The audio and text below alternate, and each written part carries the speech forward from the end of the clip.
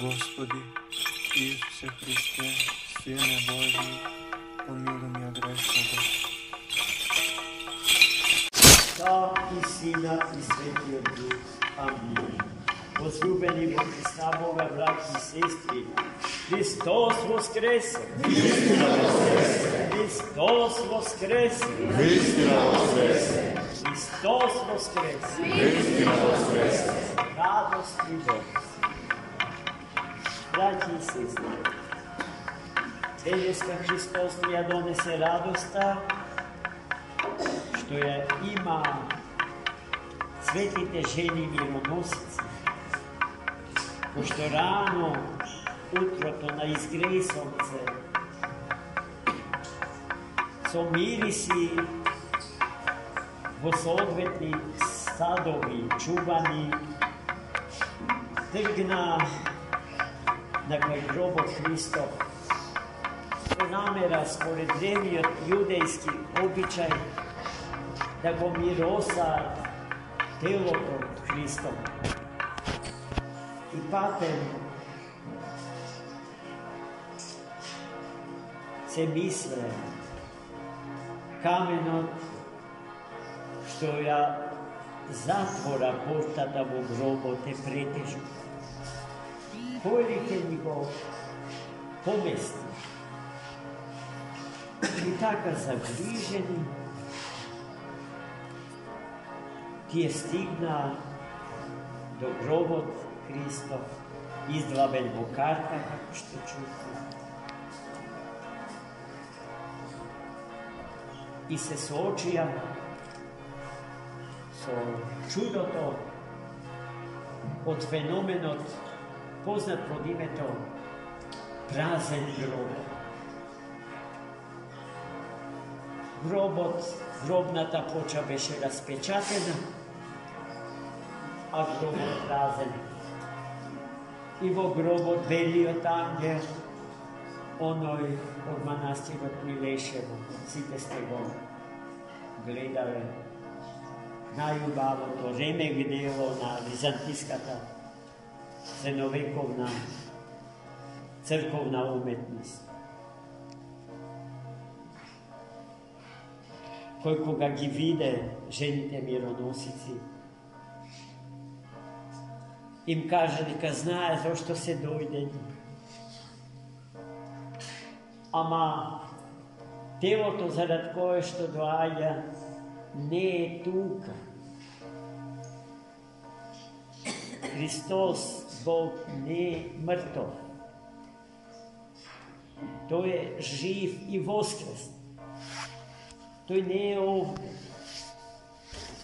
Туку сетете се какво ветување ви даде. Ви го даде ветувањето дека со сите вас ќе се види во Галилеја. Радоста од гледката во празниот гроб беше безмерна. Ама истовремено и стравот зарад фактот дека Христа го нема таму каде што само пред ден го положија неговото мртвото тело. Беше голем. Ги слушна советите на белиот ангел и потрча, што од радост, што од страх. Час поскоро да се сретнат со светите ученици Христови и да ја соопштат благата вест, радостната вест за воскресението Христово. И гледајте, не случајно, жената е таа која што прва се соочи со тајната на првиот, на празниот гроб. Таа која што од Бога има особен дар да сака, да се грижи, да се жртвува себе си, да раѓа и да воспитува, да подига дом, да домострои. Колку е тажно кога мрзителите на христијанството, таа прекрасна улога на жената, ја идентификуваат со некакво робство на жената кон мажот, пази. Таа домострои, го создава, го свива домашното огниште, огништето на домашната црква, прима на себе необично света и одговорна задача, совесно ја исполнува за богоотстапниците и богомрзителите да ја наречат робинка. А кога е жената слободна, кога се фикса со дрога, кога се опива, кога кисне деноночно по ночните клубови и кафеа, тогаш е рамна на мажите. Таква жена нам треба. Ама таквата жена го уништува семејството и уништувајќи го семејството, го уништува својот собствен народ. Како што пак добрата жена, мироносица, го чува семејството во здравје, го призива Духот Свет да го исполни просторот на домашната црква за во божествен амбиент да живеат членовите на семејниот собор пред се во слава Божја, а потоа и креативно, односно творечки, во зависност од даровите со кои што Бог ги украсил. Денес е празник на православната жена, сопруга и мајка. Бидејќи личностите што денес Светата Црква ги празнува и ги слави за споменот и памтењето на нив, никогаш да не згаси. За секогаш и за секогаш да ни остане пример што треба да се следи. Така, браќа мои мили, не 8 май, туку жените мироносици. Овој ден денешен е празникот на жената воопшто.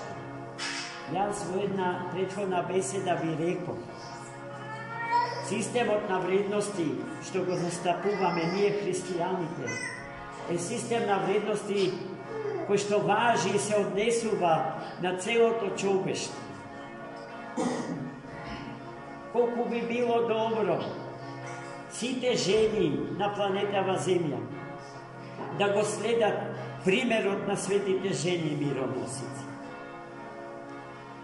Но тоа не може да се случи се додека жената сама по силата на љубовта своја и во сета своја слобода пред Бога и луѓето не ја прими, не ги прими одговорностите од Бога благословени и спасителни за сиот род човечки и днината на родот човечки. Не зависи, се разбира, од вештачката интелигенција. Неа ја смислија за родот човечки да го нема, туку од жената.